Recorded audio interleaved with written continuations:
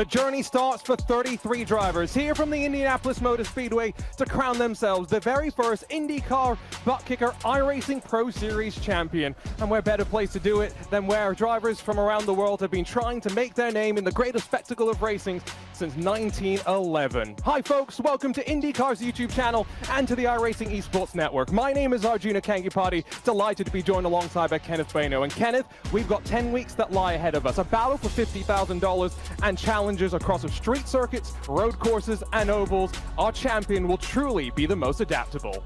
It's a fully diverse schedule, Arjuna, a fully diverse field of drivers from North, South America, Europe, Asia, and everything in between. It's set up to be a fun IndyCar season here on iRacing. And ever since iRacing brought back the Indianapolis 500 in the spring, we were awaiting something of this caliber. It is so exciting to bring this series to life and to kick off at one of the most iconic racing venues in North America. And we've got so many different types of drivers as well. The defending iRacing Indy 500 champs in the building, but so are iRacing world champions as well. Let's talk about the prize pool, what they're fighting for, their share of $50,000. And our INDYCAR ButtKicker iRacing Pro Series champion Kenneth will walk away with $20,000 to their name. It's a lot of money, and it's something to fight for. It's a relatively short schedule. You only got 10 races to do it, but the drivers are going to put their all forward in this series to get the cash prize. And it goes all the way back to 15th. I know you would want $20,000, but you can walk away with any amount of cash if you're able to place in that top 15. So to have a $50,000 prize pool in this debut series for the IndyCars and on iRacing, it will be very fun to see how willing the drivers are going for risks if they want a piece of the cash and the championship at the end of the year. And so when we talk about the schedule, we've mentioned those challenges that drivers will have to face, starting here with a couple of road courses, albeit split between this road course at the Indianapolis Motor Speedway and then the street circuit on the streets of Long Beach. Our first trip to the oval sees us head to Iowa, and then I'm really looking forward to what lies ahead. Kenneth, this past Sunday, it was Alex Pillow's chance to shine at the Nashville Super Speedway, winning his third NTT IndyCar Series in 4 years. Hopefully, it will all build to November 21st and a championship showdown once again at the Nashville Super Speedway. And to be an IndyCar driver, whether it's in real life or the sim, Arjuna, means you have to be versatile. CEO of IndyCar back then, Randy Bernard, said at one point that these are the most diverse drivers in the world and the most diverse schedule in the world. And IndyCar on iRacing shows that with all of the road courses. We've got a pair of our ovals to a lot of favorites, and I'm excited for that fan vote, Arjun. I've never seen that in any type of series, so to have the community decide what may alter this championship, it will be a ton of fun. Exactly, and especially given that it can shape the complexion of the series. Penultimate round of the championship. Would it be a road course, Temple of Speed, Monza, a trip to the Styrian Mountains and the Red Bull Ring, home of Team Redline in many ways, yes, of course. Or could it be 5 ovals, 5 road courses over the course of the season? Could we head to the historic Milwaukee Mile? IndyCar went racing there this year, of course. Could be very fun to see what that would be all about. The poll closes next Thursday at noon. Scan that QR code to learn more. But Kenneth, we're here at the Brickyard. Tell us more about what lies in store for us here today. Well, this track is synonymous with IndyCar racing. It's hence why it's called IndyCar. This track is not the oval that we're accustomed to seeing hosting the Indianapolis 500. We'll be there later on in the schedule, but this is the famed road course, altered and to be made as a debut track in 2014 for IndyCar. It's been a lot of fun to drive. 2.439 miles, just a little under 4 kilometers. This track has 14 turns. You've got some high speeds in there down that front straightaway and another long straightaway on the back end of the course. It has a bit of banking in there too. This track opened back in 1909, but the first race on the road course happened almost 100 years later in 2000. So, you know, you've got a lot to talk about with this track. It is one of the higher paced road courses that we'll see on this schedule. And how about a driver that's looking to go 2 in a row theoretically at this track? Eduardo Leo, previous winner in the qualifying series, looking to get number 2 here at the IndyGP. And so we're moments away from going racing. Let's talk about the race analysis presented by ButtKicker. 37 laps of racing of just a shade under 90 miles and with no full course cautions. It's a sprint from the drop of the green to the top of the checkered. And Kenneth, a new push-to-pass system introduced by iRacing for the driver to play with here today as they balance tire compound strategies. 1 pit stop expected here today. Just tells you, Arjuna, how mentally accurate these drivers have to be, that the acuity is so high when you're looking at balancing the strategies that we'll see with those tires. And, you know, when you got different compounds, you got to be on edge at every given moment. And with that push-to-pass system, that could really change any outcome of the race. How smart drivers are going to be in using that over the course of this race and over the rest of the season. I feel like we'll be in a learning curve as we move forward through the schedule. Drivers will get better at it, and that'll be one thing that'll matter a ton in this race, is everyone in the field tries to figure it all out. And note that relatively slow pit road speed. Delta for having to come down to pit lane about 40-odd seconds without the time stationary, something to keep in mind. But we're all locked and ready to go. Qualifying done and dusted for the first time this season. Let's head down trackside and take a look at the starting grid for the opening round of this INDYCAR ButtKicker iRacing Pro Series. And what do you see? A sea of red line, led by the 17-year-old Eduardo Leo in that 17 machine. It's only 0.06 of a second between him, though, and his teammate Sam Coulter alongside. Florian Lebigra lines up inside of Drago Racing's David Tock, who's looking to try and take the fight to red line. Gustavo Ariel and Peter Berryman share row number 3. With just a couple of hundredths between the two of them. Luke McEwen makes it 2 of those Apex Racing cars inside the top 10.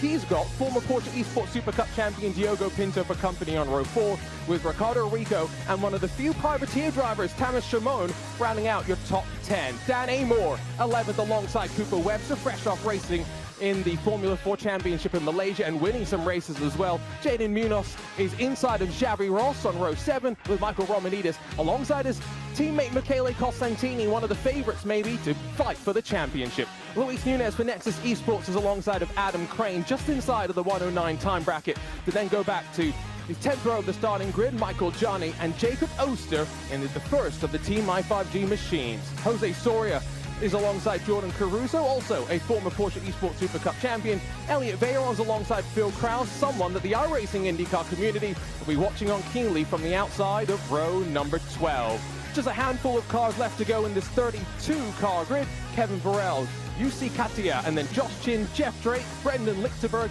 and Jason Brophy. They're all going to be squabbling at the very back of the field, hoping not to stumble over one another on the charge down into turn 1. And Sota Muto, Rob Malechka, no time on the board for either of them. They've got some work to do from the very back of the pack. And only 32 cars, you'll know. Brandon Traino, unfortunately, missing in action for the season opener. The King of the Bricks, the only repeat winner of the Indy 500 here on iRacing.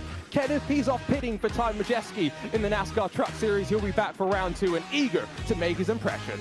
And that means that he's going to be starting behind the 8 ball to kick off the campaign. He won't get any points for being in this race, so he will be hard-pressed to get any type of advantage from race 2 onwards to race 10. Something we'll be noting about Arjuna over the course of this race is how the track will develop over the course of the event. 107 degrees, it is cooking in Speedway, Indiana. It will be bearing on the tires. Air temp sitting at 77 degrees. Wind isn't that bad and doesn't matter all too much on the road course side of things, but it is a gorgeous day in sim to go racing Arjuna. But one thing we know is as the sky changes, as the track gets rubbered in, these guys in the midst of their strategies will have to play this track a little bit differently than they would at the beginning. And that all leads us into talking about the first talking point of strategy, tire compound. Driver is required to use 2 compounds of strategies, much like they do in the NTT IndyCar Series. The primary harder compound of tire, slightly slower but more durable alternate tire, faster but wears a little bit more. And here at the Indianapolis Motor Speedway, we're down from pit lane. Primary tire, the one that is actually preferred, and drivers will want to use that for the majority of the 37 or so laps. And Kenneth, we've got a 22 or so lap fuel window. Going to be very interesting to see what drivers do. A 37 lap race. It gets immensely close, Arjuna, and when you look at that alternate tire, it has a sweet spot, but it doesn't last that long. So it is all up to the teams how they elect their different strategies, and who knows, we could see someone who lacks on pace pull out a masterclass strategy once they bring out those primary or alternate tires. And with the fact that everyone has to use both compounds throughout the race, someone will try something differently if that means getting a head start in the championship. We're carving our way through this middle sector, quite technical this part, and if you're curious a bit more about the series driver schedule, head on to iRacing.com, INDYCAR-esports to learn a little bit more. Qualifying was intense for some of these drivers. We found the fastest 33 and plucked them down into our grid, and Time to put you on the spot, Kenneth. Who comes out on top in 37 laps time with Redline dominant in qualifying? You know what, that's such a hard question. We always have the commentators curse and jinx going the way if I say someone, but if you look at 1st through 5th, you're looking at Team Redline. 6 of their cars in the top 10 from qualifying. They locked up the top 4 in the qualifying series race not that long ago at this very track, so I'd say it's easy to pick Team Redline in this race. Well, this past Sunday, it was Alex Palou that strummed his way into his 3rd NTT IndyCar Series championship in 4 years. Now, the attention turns to his Team Redline teammates, dominant in qualifying, but it's 37 laps to kick off this journey. The journey to crown the very first iRacing ButtKicker INDYCAR Pro Series champion. What better place to start than to head to Speedway Indiana, the racing capital of the world, and it's a long hold up front as we make our way across the yard of bricks and get the racing underway.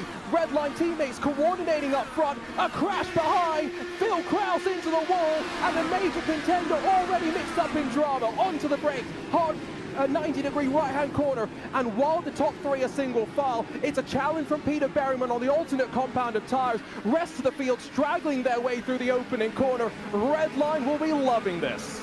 And we saw on the outside lane at that jump, Luis Nunez get backed up on that, inside lane heading into turn 1. It got everyone all out of shape. Philip Kraus going into the catch fence and them going on their sides, basically. We know that there are no cautions in this series, and that hurts a ton when you look at getting involved lap 1 before it is even complete. Leo with the advantage, Kreitzer back in 2nd. Look at already the charge from Peter Berryman. Wonderful job on the start to move up 3 positions in the first several corners. He's one of the lone apex guys in that sea of Team Redline, and a ton of battles entering 12, 13, 14 for the first lap. And Berryman's going to charge his way forward to 2nd. He has started on the alternate compounded tire. There's only 6 drivers of the 32 that did elect to start on the red sidewall tire. Keep an eye on that one. Michael Johnny, Elliot Veyron, 2 Coanda Esports drivers needing the tow back to pit lane at the end of the opening lap. But onto the brakes, back down to turn 1, a move to the inside from Luke McEwen trying to make the move on Gustavo Ariel, another one of those alternate compound runner tires.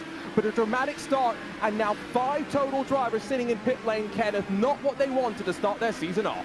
They've got to repair those cars, and a ton of wings that are removed from the race cars, and a lot of heavy hitters. You mentioned Coanda being behind the 8 ball so early on in this race. These guys really didn't want to see that. If you're going to get into a mistake or an accident, maybe it's a little later, but to have it on lap 1 is somewhat of an insult to injury. And we'll look at how push to pass is implemented over the course of this race. A lot of the pass attempts you'll see in this race and throughout the season will be courtesy of this push to pass system, Arjuna. With the added 50 to 60 horsepower, you can easily get a driver down on the straights, log in an inside or outside pass attempt, and it could be the difference between a win and a loss as we crunch down this 37 lap affair. And this update to the system that reflects the real world really opens the possibilities. You can use it in places that on the older system that iRacing had, you couldn't necessarily use it. Will that be a talking point? Move being made potentially from David Toth behind, but no, into turn 1. We've sorted things out at the end of 2 laps. Leo leads now from half a second from Berryman. Still waiting to see what happens in terms of the compound strategy when Berryman starts to slow down on the tires. But back onto Holman Boulevard, we slingshot our way. Bottom of the screen, Kenneth, talk us through the race start. Well, it looks like Luis Nunez is the car that gets out of shape. That light yellow and dark blue Indy car on the inside lane. So they're trying to go up. It's a check up ahead, but that's where Nunez gets the damage. Phil Kraus goes up into the outside wall, catches Michael Janney, and they both go soaring for the sky down the yard of bricks and that front straightaway. So again, a really tough situation for all of them involved.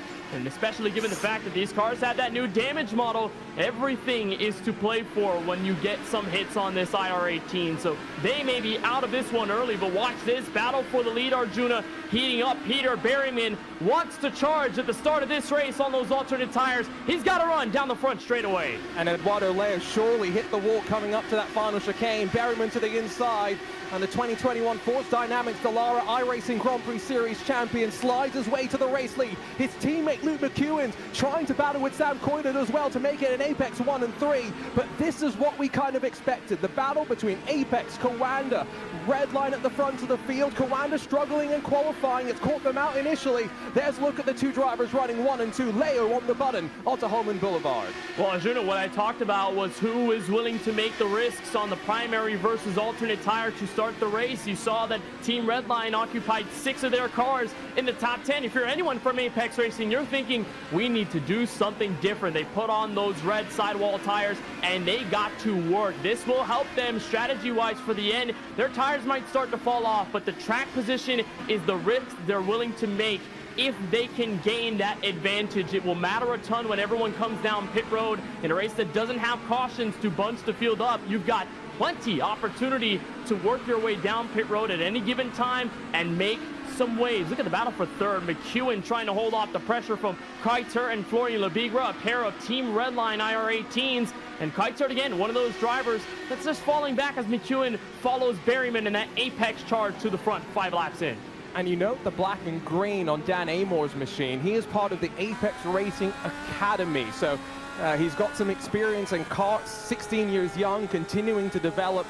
But the Apex Racing team very much helping him in part of his progression. Quite crazy to think Peter Berryman, also part of the Apex Racing Academy. His first iRacing World Championship appearance back in 2016. Crazy to think about 8 years later, he's still here fighting at the very top level of competition. We're looking off the rear, though, of the Team Redline machine. Want to give a big shout out to our partners here at ButtKicker, who have been involved in IndyCar competition on iRacing for many, many years.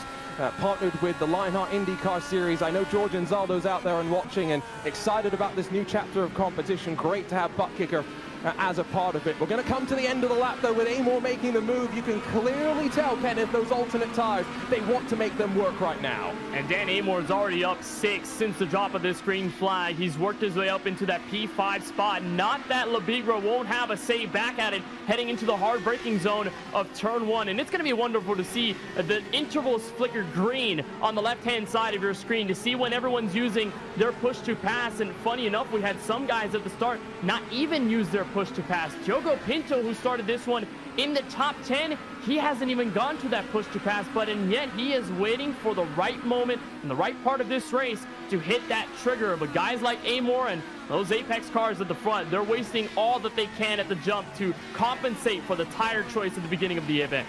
I love that idea as well, right? We're keeping an eye on when they're using it, depending on what tire compound they're on. And, you know, for Pinto, the way that he ran himself to his Porsche Esports Super Cup Championship back in 2022 was with consistency, because it was only one win that grabbed him the championship. It was staying outside of the top, or inside of the top 5, that really helped him. Look at Xavi Ross, though, understeer city for him into this final sector, Kenneth. He's lost a bit of that front wing. You'd mentioned the iRacing damage model. Well, he's going to be wanting to come down to pit lane as soon as possible. He will have to spend 5 extra seconds changing the front wing, though. That's so much downforce you're losing. Look at that, entering the high-speed corner of turn 14. That's a place where you need every bit of aerodynamic advantage as possible to carry so much speed through that corner. It doesn't help as much when you're going so fast around Indy, and this is one of those tracks that has some higher speed corners in the layout. But Xavi Ross, the Spaniard, and one of those independent drivers that's working solo dolo in this edition of the INDYCAR ButtKicker iRacing Pro Series, he's got a lot of work cut out for him, and he's trying his best to stay out there, Arjuna. You've got to give him props for that, but at some point, push will come to shove, and he will need to enter pit road, or else his car, with that damage model, it's going to get every little detail. It's going to hurt you driving-wise in every detail as well. And to maybe expect him in, you know, as soon as the fuel window opens, can go as long as 22 laps on a tank. Do the math, work backwards from there. That's when Xavi Ross will be thinking about coming in. He's one of 4 Spaniards in the series. We have 33 drivers, 14 different countries by my count, which is crazy to think about. The international nature of IndyCar in the real world, and its driver lineup reflected here in the sim as well. Back across the yard of bricks we're going to go, though. Officially 7 laps complete. Berryman only 1 second clear of Eduardo Leo at the very front of the field, and Luke McEwen not really closing in to make it a red line 1 and 2 just yet. You wonder if you're starting to reach that crossover point. 1:11.644 last time by for your race leader. And Eduardo Leo was about a tenth faster, give or take a couple thousandths of a second. So at this point is where you're saying it, the threshold starts to breach. and you start to enter what is called in the community of iRacing the cliff of the tire. That's where you just end up dropping off so fast, and that's where we sort of talked about it, right? Hitting that sweet spot on these alternate red-walled tires that you need to be there at the right moment track position wise, but at some point, you know, those tires aren't going to last forever. So you'll get that pace at the beginning, you'll start to bring it back towards the end of the run, and I'm sure 8 laps in, there are already talks about when the apex guys will come down pivot. I'm sure they're already in their discussions as we look back at David Toth, driver of the number 8 machine. One of the Hungarian drivers in this series, was a part of the Turn GP iRacing series with the IR01s last year. Great to see David Toth back in action with the open wheel cars. And second in that championship as well, with 3 second-place finishes, 1 at Texas, which will maybe stand him in good stead when we get underway for the first of the oval rounds from Iowa in a couple of weeks' time. That was a big slide through the corner for Florian Lebigra, the Frenchman tucked up behind Dan Amor, but just putting the pressure on. I don't think there was really too much going on at this time. Does seem like we're somewhat settled into the rhythm. Everyone somewhat pacing themselves. Sota Muto, biggest mover of the day so far though, failed to set a qualifying lap time. He's up 12 positions so far, is on the primaries though, and he is into 19th position. Look at that on the left side of the screen. Everyone else, oh, I mean, it's a couple of positions here and there, except for the Apex Racing crew up front. Muto is working, and he may grab another one. Xavi Ros, the damage car that we talked about several moments ago, is right in front of Muto, so the Japanese driver will work past the Spaniard in the next several laps, because it just will be ultimately inevitable at that point for Muto to make this move on Ros. It probably will be here, 12, 13, 14. That's where Ros has struggled, specifically on that final corner where you're carrying so much G-forces and you're carrying so much speed through the corner. Muto will make this attempt, and I think definitely Arjuna, the crash at the beginning helped Muto gain the spots that he did not have at the start of this race. It gave him a bit of a push forward. But now here he comes down the front straightaway, entering the hard braking turn 1. Muto on the inside. Rosa is not going to give him the resistance. Muto up to 18th. Nice tidy pass there as well, and you can also see just the body language of that Williams Esports number 68, not really putting too much effort through the car. That's a driver taking, like Kenneth was talking about, care of the tires on the long run. Battled up towards the edge of the top 8 or so, where Dan Amor has now officially been passed by Florian Lebigra. Let's see if this is when the cliff starts to present itself. End of lap 10 about to come. We're not even, what, halfway through this race, and I am noting that there are a couple of drivers, Kenneth, who have been quite aggressive with the push to pass. Leo's down to 120 seconds left. Diogo Pinto still yet to touch the button. It's kind of like an astronaut getting to hold a rocket for the first time and being in a rocket and just saying, let's go, right? It's these guys doing what they can to use the push to pass and experiment with it, right? It's race 1, and I know you want to start off the championship the best way possible, but you've got to test it out. If you can in competition, do it here, get as much notes as possible, especially in the first half of this race, and then see what you can do from there. These teams, although we sort of tout them, Arjuna, as guys that are so mechanically engineered and so talented at what they do, which they are, you know, they're also learning over the course of the series with all the guys around and all the different teams at display. So I like the fact that we're seeing all this push to pass used early. Could bite them in the back at the end of this race, but you never know. Them using it now is them testing the waters, if you will. And we saw Amor passed by David Toth. We definitely are seeing the tire disadvantage start to play itself out, even there through the S's from behind. Closing as the Brazilian Gustavo Ariel, I'm sure, as the fan chat going Lango, Lango, Lango somewhere. And just a reminder, required to use both compounds during the race. When we go racing next week, it's not the red sidewall tire. Instead, it's the green sidewall Waiuli. So same sort of concept of using 2 different compounds, just another color in the real world, slightly different compound to talk about. Now, this is a battle for the lead, and are we officially seeing that crossover? Leo deep through turn 1, but retaking the race lead. Peter Berryman dropping to second.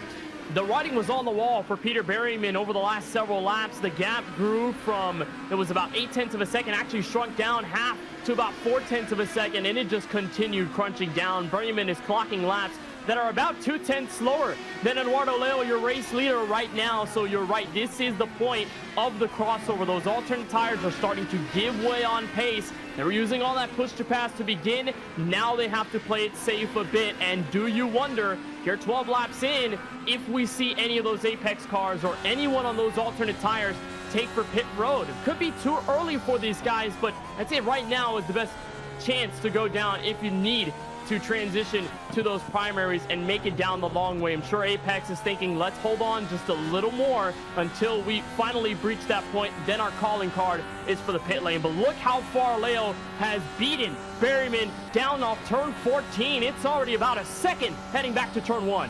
Hypothetically, you can stretch the tank as long as 24, but 22 is probably a bit more realistic. So as Berryman back into turn 1, a little bit further behind the race leader, you can see Dan Amor continuing to struggle now, is being swarmed. It's Gustavo Ariel that's passed, and Diogo Pinto going to be lined and loaded. And could this be the time that A, Diogo Pinto is going to start using the button, or B, when you press the button, you're using a bit more of the power of the engine as well. It's got to come from somewhere. You're eating a bit more fuel. Just realize, Kenneth, is Diogo maybe playing a bit of fuel saving here? Is he trying to go 24 and trying to really push on the alternates at the end of the race? It should be the case, and you look at how these primaries go, they last a long while, but again, we talk about that sweet spot of those alternates. It was about 5 to 6 laps until we started seeing that gradual fall off for the red sidewall tires. So yeah, I like that idea. If you're Pinto, just save as much as you can, save the push to pass, and then when you need it, go on it. And for the drivers and the hopefuls that want to enter this series or be a part of any of the pro series across the iRacing season, you can head on and learn more at iRacing.com. Arjuna, this sim is just growing by the day, and every single other couple months we have a season build that adds new content and new features that makes the sim so much more enjoyable to drive and enjoyable to be around with the community. So iRacing.com, the hub to get into one of the best sims on the planet. And this view is what you see, the dash lighting up green, the rev counter, the lights starting to change how they illuminate as well.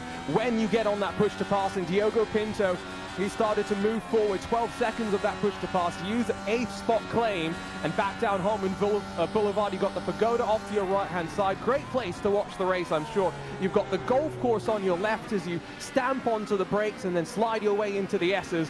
1 lap away, though, from that pit window opening, and so with Pinto starting to get aggressive, I now start to wonder if you're Sam Coiter, behind the pair of Apex drivers, Berryman and McEwen, if you catch them in the next half a lap or so, which they will do as they head out of the penultimate corner, Kenneth, how aggressive are they going to be? Already onto the button is Luke McEwen in defense. And they're going to try to be as aggressive as possible, but you run the risk again of having no push to pass for the end of this race. And, these guys are going to do what they can to hold on to these, alternate tires. When they get to those primaries, it's going to be a long game. They're going to have to be willing to be patient a bit heading into the last stint of this race. And what was interesting about Diogo Pinto running 8th right now is that before he had hit that button for the push to pass, he was the only undamaged car in this race to use that push to pass system. Everyone else, without damage, they have used the push to pass willingly. Pinto was the only one waiting for the right moment to strike. Say halfway home is the best place to be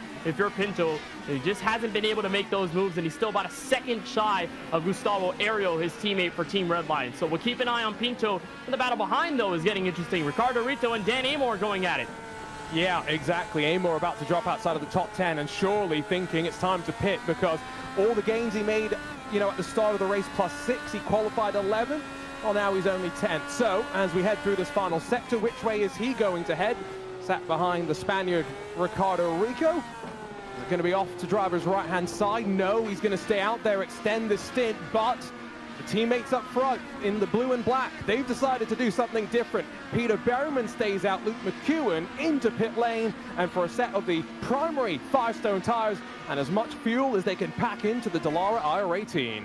And it looks like McEwen is one of the 2 cars that appears at the moment that have come down pit road. Xavi Ros has no surprise there with his wing damage, but Adam Crane is coming in this time by. That's car 29. The Canadian from Ottawa, Ontario is coming in this time through, so I'm surprised we're only seeing McEwen as one of the front runners to come in instead of Berryman or the others. But this is that point where you're going to head on to those white-walled primaries, and that's where you be patient for the rest of this race. Is that enough for some?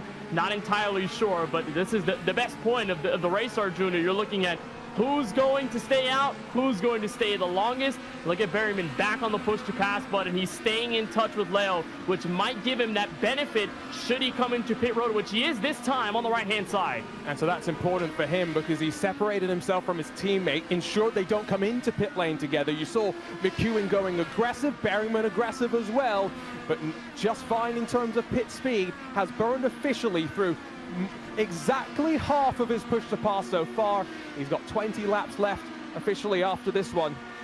Heading back out onto track to try and now work some magic. It very well, though, could be between Eduardo Leo and the Apex Racing teammates, because Leo 3.3 seconds clear of Koita and Lebigra, who do make it right now, technically, red line 1, 2, and 3. Grab your photo, Dom Duhan, Andre Kunzman will be delighted with that one.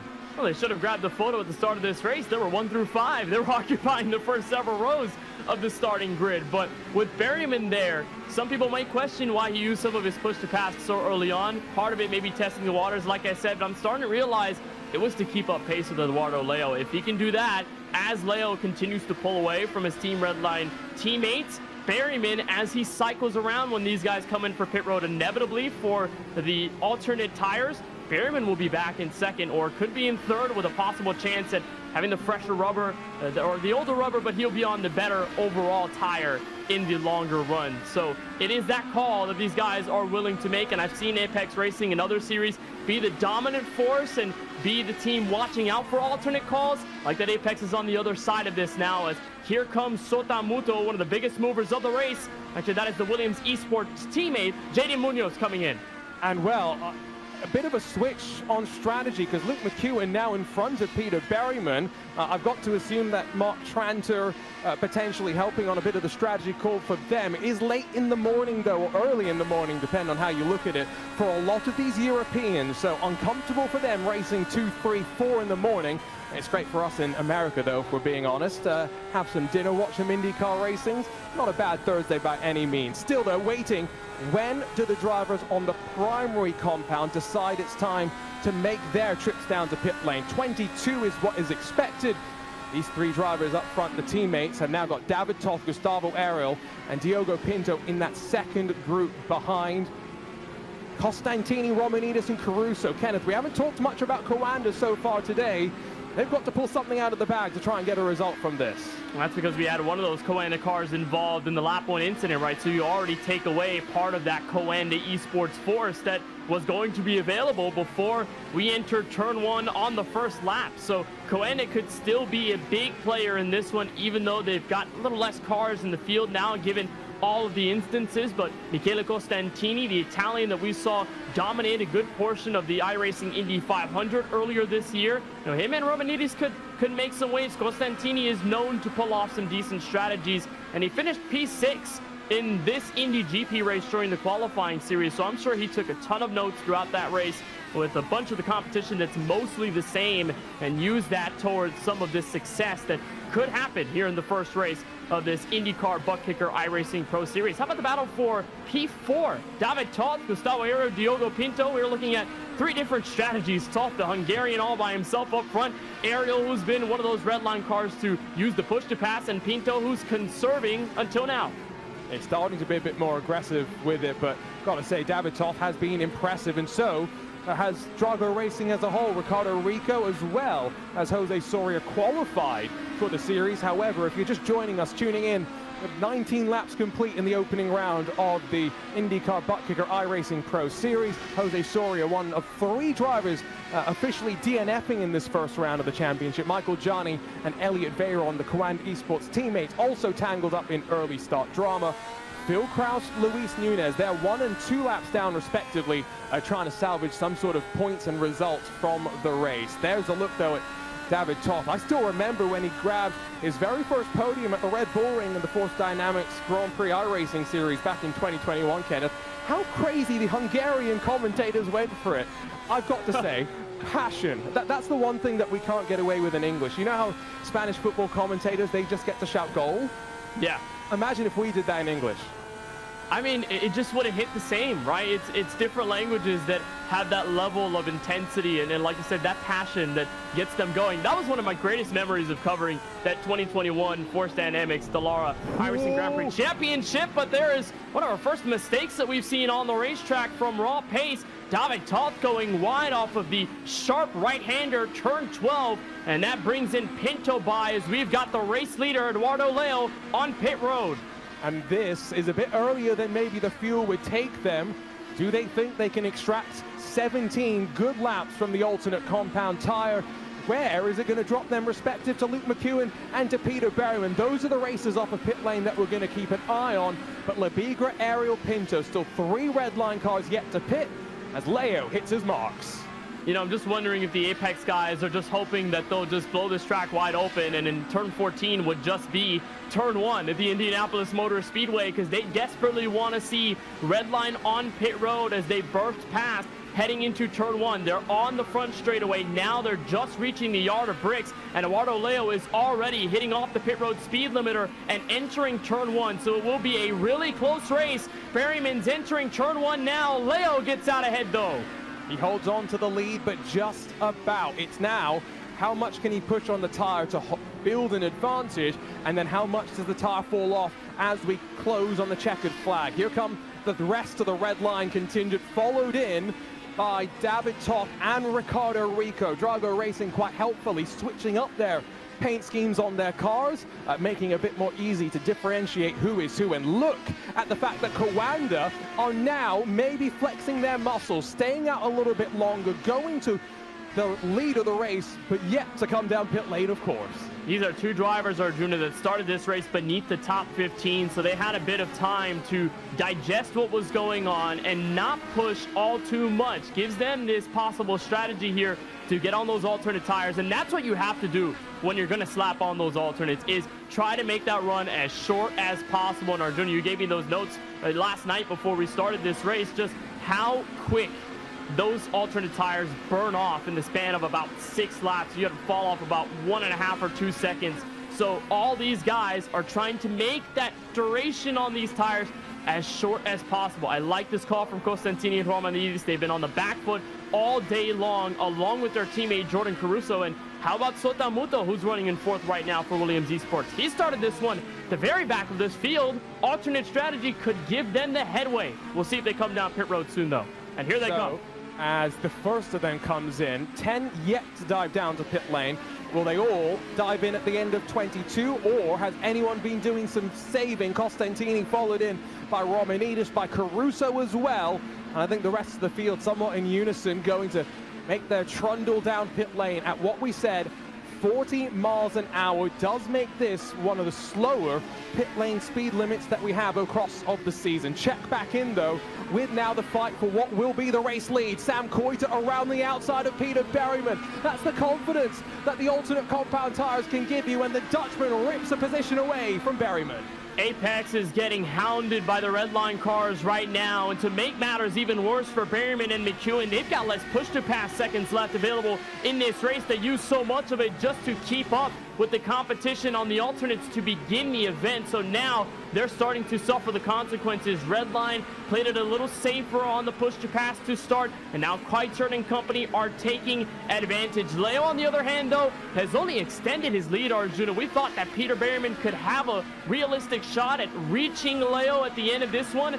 Turns out Leo, car in front as they came out pit road, and here comes Coiter. Outside move on McEwen. At the end of Holman Boulevard, nothing doing for the time being, but the intensity is there. And you can tell between these 2 juggernauts, Kawanda not necessarily in the fight. It's Apex Redline up front, Redline with numbers. Apex with the fight though, in the big block in this final sector, rumble their way into this section added at the end of 2008. Coiter officially slides his way on forward. For Gustavo Ariel thought about trying to find his way forward as well. Not really going to happen this time by. Well, Florian Labigra was trying to be like AI with the braids, crossing over once and then twice, exiting turns 13 and 14, but he makes the move in the high-speed 14, and now back to turn 1. Redline has 1, 2, 33, but does Apex Racing bleed off more time with Gustavo Ariel and Diogo Pinto in the fight? Because we know one thing is that Pinto does have the most push to pass available out of everyone in the top 7. So he's still got some punch left in him with 14 laps to go. And so he may be keeping that in his back pocket for the end of the race. Maybe as a bit of a defensive strategy. Gustavo Ariel, he's already blown past Peter Berryman into the braking zone at turn 7. And so slowly but surely, Redline trying to work their way forward into what could be a quite remarkable start to the season. Top 6 locked out, and only Cooper Webster somewhat quote-unquote struggling, but he's still inside of the top 10, all things considered. So for a team that, Kenneth, I talked with Dom Duhan and Andre Kunchman about setup in this car. They were missing a little bit at the start of the summer. Oh, how things have changed. And one of the best teams in all of sim racing, they figured this car out. And look at the pressure that's being applied. Gustavo Ariel, the Brazilian, trying to make his way to the inside down to turn 1. It's going to be an easy pass just as long as he can beat McEwen to the braking zone in turn 1. There are those posters on the fence that show you when to go. They're breaking around the 350 mark. Ariel's going to be there. He lunges into turn 1. McEwen will have a chance to cross over, but not a statement made. Ariel works his way to 4th, but you're talking about the agility and the way for a team to bounce back in the span of several months. That's what makes a difference between a championship team and a team that falls short, is how quickly you're able to adjust over the course of several months, even sometimes several weeks. That's what's going to be so magical about this series, is there's only 10 rounds. There's not a lot of time in between this one and the finale at Nashville Super Speedway. So it all is about how each team can adjust and who can do that the best, as Rico makes the move on Berryman for 2nd. And how much Berryman has fallen off, just a testament to the strategy he employed earlier on. Maybe it will switch back at the end. We're about to find out. But top 5 lockout, Pinto up the inside. Nothing Luke McEwen could do. And it's very much now, what can Redline do on strategy? What have they got on the tire? Eduardo Leo, before he joined Team Redline, had a 4-gear super setup. Didn't need 5 or 6 gears. He only needed 4 to be fast here at the Indianapolis Motor Speedway. Have they taken and built off of that? You can see how many drivers are on the alternate, and the struggles continue for Apex. Another position lost. This time it's David Toff passing Peter Berryman into turn 1. Yeah, Berryman's getting the worst out of all of this. You know, we talked about the push to pass he used. It seemed to be going backwards for him. He doesn't have a lot left. He only has what is now 70 seconds left on there. McEwen still hanging on for dear life, but he's got about 33 left, and he's still using it down this back straightaway. And here comes Rico to the inside. They almost banged wheels going into the corner. Rico had to kick out the rear end just to stay with McEwen then, and he'll back out this time by entering the final sector of this Indianapolis road course. But yeah, Berryman back on the fall off. The last thing he needs is to be bumped out of the top 10. There's still 2.2 seconds between him and the car behind him, Cooper Webster. Can he hold on though in the last 11 laps? I'm wondering here if for Florian Lebigra, he's got double the push to pass remaining of his teammate Sam Coito. That fight for 2nd, you usually expect Redline teammates to be quite civil around one another. Could we see some civil war in a fight for the 2nd step of the podium? Leo seeming like he's in a different postcode right now. Might as well be racing over IRP rather than here at IMS. Onto the brakes once again for the Hungarian as we ride on board with David Toff. The laps are ticking away, 11, make it 10 to go next time by. What can David Toff conjure up here behind his teammate? They've got to try and find a way past Luke McEwen sooner rather than later, but they're a bit too far behind as they make their way down to the braking zone once again. And these teammates are picking up pace late in the going. They're doing a wonderful job of making use of this opportunity, the Spaniard and the Hungarian doing what they can. They will get McEwen at some point. They're almost there, but they're reaching him at some of the hardest parts of the racetrack to pass. They're going into turns 7, 8, 9, and 10 that are a pair of chicanes, a lot of weaving corners where you're not carrying so much speed through it, and also the track is narrow at that part of the track, narrower than most of the other sectors here at Indianapolis in the road course. So they're reaching him at a really tough place to pass. They can't get him down the straightaways, but here they come. They're going to use the push to pass for all that it's worth. Rico's going to chase McEwen down the front straightaway. McEwen doesn't have the push to pass to defend here, so he goes to the wall, but shimmies down low does Ricardo Rico. Not late enough on the brakes initially, releases the pressure, able to slow it down in time. What a move from Ricardo Rico, slides his way forward. Pain continues for the Apex Racing Team contingent. And now, margin continues to grow for Redline 1 through 5. This is dominance to start the season off. And for Luke McEwen as well, remember, the call to come down a lap earlier got him in front of Peter Berryman. But Kenneth, what's it going to do at the end of this race when he's gone 1 lap longer on the tire, maybe 1 lap longer on fuel as well? It's going to be tough grip level wise, and even the worst situation, that he's in traffic, right? It's not a situation where he's losing tire grip and he's all by himself, like a Peter Berryman, who's now just hanging on until Tomasz Simon somehow catches up to him. McEwen is in the midst of a hard-fought battle. He's doing whatever he can to stay on the racetrack, and that's making his tire situation even worse. You know, the rear tires on this Indy car can line up in an instant. McEwen has been getting that car sideways as of late, so keep an eye on McEwen. He may just suffer worse than Berryman does in these last several laps as the battle for 10th heats up. Simone, who's trying to catch up to Berryman, has Cooper Webster and Team Coanda on his tail. Remember, next week to the streets of Long Beach, very, very different sort of a race to what we've got here. Costantini makes his move on Cooper Webster, but that's only 11th for the best of the Coanda Esports drivers. Michele Costantini still 6/10 behind Tomasz Simon. He's got plenty of push to pass to try and work his way through. Tomasz Simon has got plenty in reserve to try and defend as well. And this new system, relatively new to these drivers as well, Kenneth, right? So they'll all be figuring out exactly how it races. They'll be having a lot of knowledge with that old system that they've got to throw out the window and try and learn a bunch of new stuff. We won't see Arjuna, the push-to-pass system, efficiently used at its peak until we get to race 8 at Laguna Seca, or whatever the fan boat turns out to be if it's a road course race. That's where we're going to see the masterclass of a push-to-pass system, which again goes back to my point of just see what happens in this first race. See what you can gain and lose over the course of the event. And you know, it's the first race of the championship. If you can walk away with a top 10, that's fine. That's good enough to get a good step forward and just work over to the rest of the schedule and start locking in from there. There's a look from Costantini as he catches up to Tomasz Simon in that battle for 10th. We talked about Diogo Pinto from 5th, Arjuna, having the most push to pass out of anyone in front. He's starting to possibly make this a red line fight for what could be P2. Keitel, Lebigra, and Ariel are in that single file line. Pinto is slowly catching up. Something could happen between these guys with 8 laps to go. And this is where the team manager has got the pressure, and Andre Kunchman, who's the usual pitch strategist, engineer, however you would phrase it. Like I mentioned, it's relatively early in the morning in Europe, so instead it's Josh Thompson who's got the call to be the engineer, crew chief, and spotter.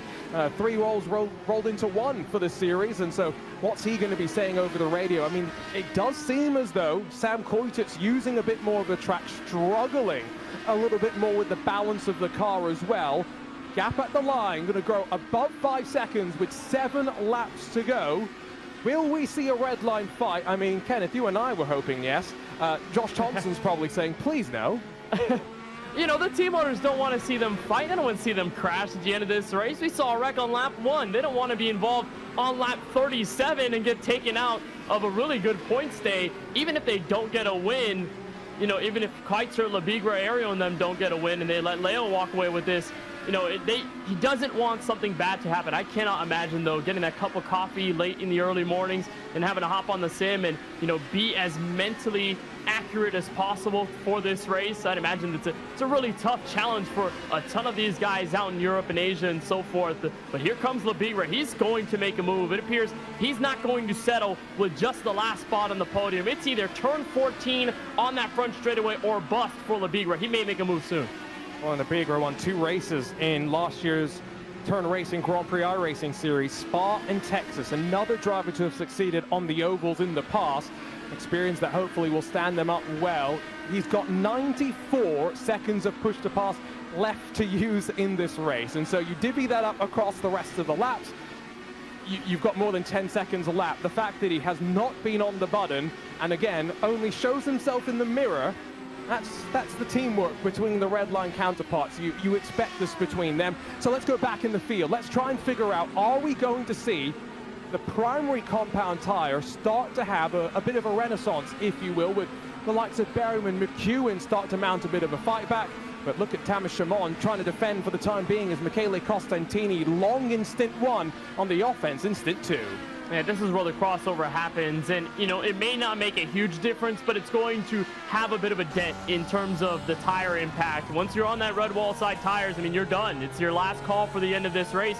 You have to stay on that compound until the checkered flag, and it's already been past 8 laps since a ton of these guys have come in for pit road and made that decision. So now they're on the fall off. Costantini, who was very close to getting Thomas Simon, all of a sudden that fight has basically diminished for the most part, and their fight to Peter Berryman, it may be almost gone heading into 5 laps to go. So yeah, this is the point where, you know, the guys who made this call late, now they may have the track position to gain, but if you're stuck in traffic, that may be where you're hurt the most. We're seeing Berryman, Costantini, now Thomas Simon, all 3 of them using the push-to-pass system. Costantini will have the draft entering turn 1. This could be an easy pass if Costantini does it correctly. Simon will give him the space, but Costantini ran wide in 1 and said, I'm shutting the door for good in this one. Very, very close, but that's 2 drivers knowing the limits of the race car, leaving themselves just enough space to make that switch happen. And Michele Costantini, in his bio, wants to let everybody know he's a wannabe pro GeoGuessr player. So just keep that in mind. He may leave sim racing, may end up in the world of GeoGuessr. Well, you know, he could have been in the best situation, like I saw a streamer in a couple days ago, where he landed in Gateway out of all places, and he looked at Indianapolis and chose there, and then didn't know why Gateway wasn't in the state of Indiana. I'm sure if Costantini was there, it would be an easy choice. But if you want to pick any of your favorite tracks across the world between the selection that we have for the penultimate race, Arjuna, the fans can go to that QR code. I'm sure we've talked about it before the show. It could make or break the championship fight, so it'll be fun to see what the community can cook up on this one. Milwaukee, Monza, Red Bull Ring. What flavor of chaos would you like? Oh, let us know. We'll find out in a week's time where we go racing for the penultimate round of the championship. Switch finally, though. 4 laps to go. It has happened. Florian Lebigra has slid in front of Sam Koizer to grab second away. Are we going to see a bit more here? Gustavo Ariel, Diogo Pinto, they're lined up behind. It's red line 1 through 5. Is that the order the teammates will stay in at the checkered flag? We'll find out. Keep an eye as well. Luke McEwen, his tires may be coming back to him. He's closed up to the back of Ricardo Rico in 6th. You know, look for Florian Lebigra, just how much patience he's able to build, even under only 4 years of iRacing experience compared to a lot of the guys in the field who have been around for 10+ years, or you know, a little less than that, but not 4 compared to Lebigra. He's doing a fantastic job sitting in second. Really want to see what Rico does defensively against Luke McEwen. I guess there was some life breathed into McEwen's tires as the run has progressed, and you could argue that maybe Apex was conserving early on in that primary run because they had to get on these tires so early. Now that they've conserved enough of their grip, while Rico and the other guys on the alternates complete the fall off, just like J. Cole, look, McEwen can pounce, and here he goes. Turn 1 move, and that is easy work from McEwen on the entry of turn 1, not even needing to shut down Rico before the entry of the corner. And that is very, very valuable. Every position in a championship as competitive as this is worth something. And McEwen's got one target in mind. That's fighting for the championship. If 6th is the best that he can grab from this race, well, 6th is the result that he will deliver for his team. Got 2 laps left to go up front, though, and we haven't talked very much about your race leader, and that's usually a good sign, Kenneth, when you, in a 37-lap race, can easily build up a 6-second advantage, easily break the toe from those behind through the pit strategy, and then waltz away like it's a nice little Sunday drive. But it's been anything but that for Eduardo Leo. He's got 2 more laps to go before a historic victory here at the Indianapolis Motor Speedway. You know, in real life racing, when a driver doesn't talk at all over the radio throughout a run, it means they like the setup of their car. They love the way it's running. I'm sure that in the Team Redline voice chat somewhere where Leo is in, he's not speaking a word. He's loving the view from in front and behind. He's got clear track. It's like he's putting practice laps in right now. He's got so much of a gap to work with that even if he starts to conserve and run a little smoother than he would at the beginning of this run, it will not make that big of a tantalizing difference. He really will have to make a dire mistake for somewhat of a race to occur between himself and Florian Lebigra. So Leo doing what he did in the qualifying series, straight up domination, bringing his teammates with him, getting them all to eat in round 1. So a lap and a bit left to go. Let's go back through some of the stories, and from failing to set a lap in qualifying to potentially on the cusp of a top 15, Sotomuto has really pushed, and what a drive from him. But Kenneth, at the end of the day, round 2 next week, he'll be thinking one thing: let me deliver in qualifying. Yeah, you know, when you start all the way in the back, you work over in the race, just having to come back, and you put in so much extra effort to work your way up to the field that, especially in these shorter races, you don't have enough time to complete that second phase of the comeback. You just only get to phase 1, maybe a bit of phase 2, and that's all you've got. But you still got to give props to what Williams Esports was able to do, especially with Muto grabbing a top 15 out of a day that could have gone much worse after starting last. I'd say you definitely take that after a round like this. Yeah, and you've got to assume that for a team that has relatively little experience in this IndyCar, that they're working together with, you know, limited resources in terms of the number of drivers committed, and very much making it work between all of them. Here we go, though. What a way to kick off this chapter of history, the first chapter on the road to crowning our very first INDYCAR ButtKicker iRacing Pro Series. Coming into the day, the questions were, would it be Redline, Apex, Coanda to make their name known, or could it be the likes of Phil Kraus and maybe one of the private label Team Hype representing the iRacing IndyCar community? One driver was having none of that discussion, though. Pole position, domination for 37 laps, and a margin of victory that shows the rest of the grid what they're dealing with. It's Eduardo Leo out to the final corner. The 17-year-old punches the air and wins the opening round of the INDYCAR ButtKicker iRacing Pro Series. Behind him, it's Redline 1 through 5 as well. Take a picture, enjoy this one. What a way to kick the season off. Nailed the strategy, came in with the right setup, and Kenneth, they executed to perfection as well. It was wonderful. They started this race with Redline occupying 1st through 5th. They end this race occupying 1st through 5th. It is absolute domination in every sense of the word, and Eduardo Leo never hesitated at all. He took the lead away. Could have been some scares when Apex tried something different, but Leo didn't flinch. Such a young driver right now in probably the peak of his sim racing career, and only getting better from here. Eduardo Leo taking round 1 in stellar fashion, and his teammates go on with him. It's his 3rd important win here at the Brickyard over the summer, a summer where he signed a racing contract. He's going racing later this year in the Prodigy 3 Racing Championship, but kicks off the INDYCAR ButtKicker iRacing Pro Series with the 17 machine, wheeled by a 17-year-old directly into victory lane here at IMS. Florian Lebigra able to break away from his Redline teammates, and while Sam Coiter holds on to his podium spot, look at the margin between Gustavo Ariel, Diogo Pinto, and Luke McEwen, within 75 thousandths of making it back up into the top 5. Definitely a story to keep an eye on. Drago Racing will be thrilled with Rico and Toth 7th and 8th positions, with Berryman and Costantini the rest of your top 10. 14 seconds splits them. 11th position was the way of Thomas Shimon in his Simone setup number 57. Cooper Webster then just misses out on a top 10 in the sole Redline car to drop outside of the single digits. Michael Romanides, Jordan Caruso, sure they'll be feeling a bit frustrated, down in 13th and 14th position.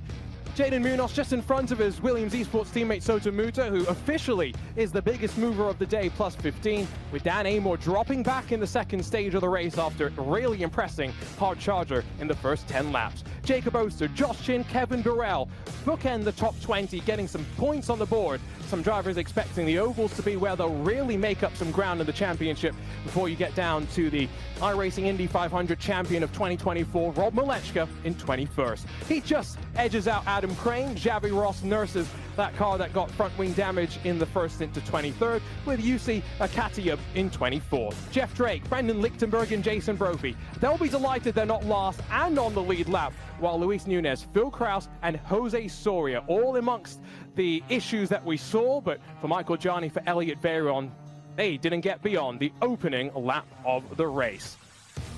So we'll look top to bottom at your race results. Race Control will have their say, of course, but hoping there's not much more for them to say. Let's go chat with Eduardo Leo, standing by with Kenneth Bueno. The first race of a new generation of IndyCar and iRacing has a new generation race car driver winning this one. Eduardo, welcome to virtual IMS Victory Lane, and welcome as the first-time winner in this series in 2024. How was it to fully dominate this race as you did in the qualifying series? It just felt like you picked off from that one step to the other, and you could not let anyone catch up to you. What was that like at the front of the field with your teammates? 3 a.m. here, but yeah, it was. I mean, I just had to repeat what I did in a qualifying series, and it worked out super well. Well, obviously the pole was really close with Sam, so yeah, I got really pretty lucky with that. So I could start on pole, just do my race. I had a plan pretty much clear: stay with Peter as much as possible as he was starting on the soft, so I would just get his toe and then got him back at the half of the stint pretty much, and just did my race, build my race from there, and manage my pace on the soft side. I didn't have to push that much. So this race, for a lot of you guys and for us, was a lot about learning the different strategies of the compounds, and most importantly, that push-to-pass system. What did you learn as it got implemented into the sim, and what did you learn over the course of this race to help you? Because we saw it multiple times on end. Even if you had a healthy gap, you were still playing with that push-to-pass button. Yeah, absolutely. I mean, you always want to burn it, even if you have a big gap. You never know what's going to happen. You know, a lap car spinning ahead of you, losing time. So you always need to create a biggest gap possible using all you have. Obviously, it's free, so just had to use it. So yeah, we are learning still. Obviously, new car for everyone in the team, but we did a lot of learning in the qualifying series, and it's working out really well now. And a big time win for you as we start this INDYCAR ButtKicker iRacing Pro Series. Eduardo, you made a whale of a race. You did a great job. You brought your teammates with you. Congratulations on the win. We'll see you at Long Beach, California next Thursday. Thanks. See you guys. That is Eduardo Leo, the race winner here from the Indianapolis Motor Speedway. Trailing behind him is his teammate, Florian Lebigra. Florian, welcome back to the iRacing broadcast booth. It's been a little while since the Turn GP iRacing series, but you end up second on that one with a big time pass on Sam Keicher near the end. When was go time for you, and how were you able to push in that final stint? Well, I was just saving a bit of my tires and also a bit of fuel because I underfueled a bit, even if it doesn't matter in the pits. So yeah, I was just saving a bit my tires, and when Sam had the big drop, for whatever reason, I just passed him with the push to pass, and yeah, that's it. But Edo had a crazy pace, and we finished as a team, 1, 2, 3, 4, 5. So that's perfect. Bringing the whole team together. They say teamwork makes the dream work. It's second place here at Indianapolis, Long Beach, the street circuit. Up next, what advantage do you have mentally and physically going into this next race at Long Beach, knowing you've got second place points and you could start building your way to a championship bid? Cannot hear you. Hello? Oh, Florian, you got a copy? Yeah, I really didn't heard anything from you. All good, but the second question was talking about the step forward you've got now. You finished second, and it's not the race win, but it's a very, very good points day. What advantage do you have in going into Long Beach and the rest of the season, and how are you going to try to use that to your play for a championship? Well, I think it's really good points, but as I've seen last year in like the Turn GP championship, it doesn't matter if you win the first round. You just need to be consistent, avoid crashes, and yeah, just work consistently and well every week. Well, it's a consistent start. P2 here at Indianapolis. Florian, thank you for the time. Congratulations on the podium finish. We'll see you on the west coast of California, Long Beach next week. See you next week. Florian Lebigra, another Team Redline driver in P2. And Team Redline continues with P3, Sam Keicher. Sam, welcome and congratulations on the podium. What was this race like from your perspective? A ton of learning for all of the teams and all of us in the broadcast booth. Yeah, thank you. I think from team perspective, we did great, of course, with a 1, 2, 3, 4, and 5. So yeah, on that point, we have nothing to complain. For myself, it was really chaotic. I didn't feel comfortable at all in the race. A lot of sliding around. Zverev felt weird, let's put it that way, where the wind was coming from. So I struggled a lot, but I'm just happy what we did as team. I mean, yeah, nothing or you can't start the season any better as this, you know. A wonderful effort from the entirety of Team Redline, but you now head to a street circuit, Long Beach, out in virtual California. Very different from what we saw tonight here at Indianapolis. What do you and the team prioritize quirk-wise when you go into a track like that? Well, prioritizes keeping it out of the wall, I guess. I mean, we are really strong at road courses, and I think we have to focus on that we keep, it going like this, hopefully as dominating as this for the rest of the season. And we have to improve on oval from what we saw in the pre-Q, but I have all the confidence in the team that we will do that over the season. Maybe the first round, maybe the second, but we will be there in every race on the end. And coming back on Long Beach, yeah, same as here. Prep hard, keep it out of the wall, and hopefully the same results. Confidence and performance, two things on display here at Indianapolis, and something that your team will try and prioritize for the rest of the campaign. Thank you, Sam, for joining us. Congratulations on the P3 effort. We'll see you in Long Beach. Thank you. Have a very beautiful evening. Eduardo Leo, Florian Labigre, Sam Kiter, your top three from Indianapolis. And something just makes me feel like we're going to get familiar talking to the Redline drivers this season. And next Thursday, I mean, the grind continues. 10 back-to-back weeks, and what a place to go for round number 2. With some of the tension, Kenneth, now raised, we head to a street circuit, and a tight one at that as well. The hairpin's known for causing its share of chaos as we take a look at where the drivers will start the race, trying to get formed up 2 by 2. 33 cars off to turn number 1. I'd argue that this may be the most difficult road course that we will see on the entire schedule. Not only is the surface as rough as ever, even when you're going down Shoreline Drive at full throttle heading into that left-hander turn 1, but also because of the walls that surround you on either side. Sam said it best, avoiding the walls is the best key to staying on the racetrack and getting a good finish. Long Beach, such an iconic IndyCar venue. So happy to see it on the schedule here in race 2. And iRacing have done a great job of bringing that atmosphere around that track as well. Can't wait for it.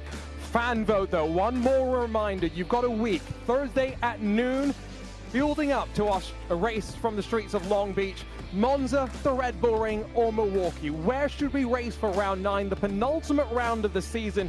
You have your say. Scan the QR code to cast your vote. Not much time, really, to figure out where we go racing. The drivers then get to go dial in their setups and get ready for that penultimate round of the championship. But all good things will come to an end, and that includes this first chapter in the INDYCAR ButtKicker iRacing Pro Series. We came in with world champions, iRacing Indy 500 winners, not knowing who would make a statement. It's Eduardo Leo, telling the rest of the field to get to the Leo level. And we'll see you in a week's time to continue this. On behalf of our team behind the scenes, Arjuna Kankipati, Kenneth Bueno, saying thanks for your company. We'll see you next time.